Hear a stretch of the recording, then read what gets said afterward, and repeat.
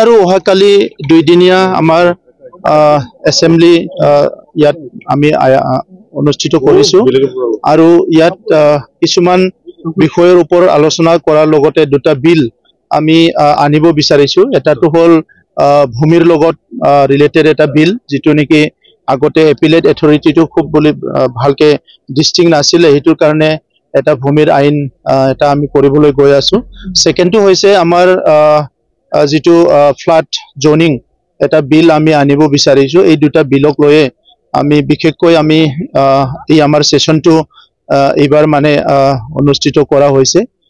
মই আমাৰ গভৰ্ণৰ ডাঙৰীয়াক ধন্যবাদ জনাইছো যে আমাৰ এই দুটা বিল আনাৰ কাৰণে তেখেতে অনুমতি দিছে, আৰু এই দুটা বিল পাছ হৈ যোৱাৰ পিছত আমাৰ ভূমিৰ ক্ষেত্ৰত যিটো নেকি হাইয়েষ্ট অথৰিটিৰ এটা কুৱেশ্যন আছিলে সেইটো শেষ হৈ যাব।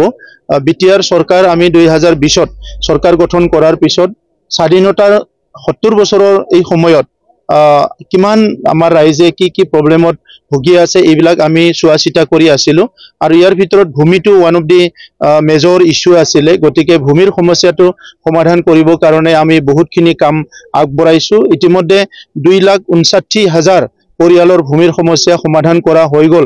আজি আমাৰ যিটো ৰেভিনিউ ইএম ডাঙৰীয়াই আজি সদনত জনাইছে। সো সেইকাৰণে ভূমিৰ আমাৰ সমস্যা আমি আশা ৰাখিছো যে অনাগত দিনত আমি প্ৰায় 80%ৰ পৰা 90% আমাৰ চৰকাৰ যিহেতু 1 বছৰ আছে, আমি সমস্যাখিনি সমাধান কৰিব পাৰিম বুলি আশা ৰাখিছো। তেখেতৰ ব্যক্তিগত কথা এইটো, তেখেতে কিবা কথাত হয়তো দুখ পাই পেলাই কৈছে, এইটো আমি সকলো অৱগত নহয়, এইটো দলীয় মজিয়াত আলোচনা কৰা হ'ব।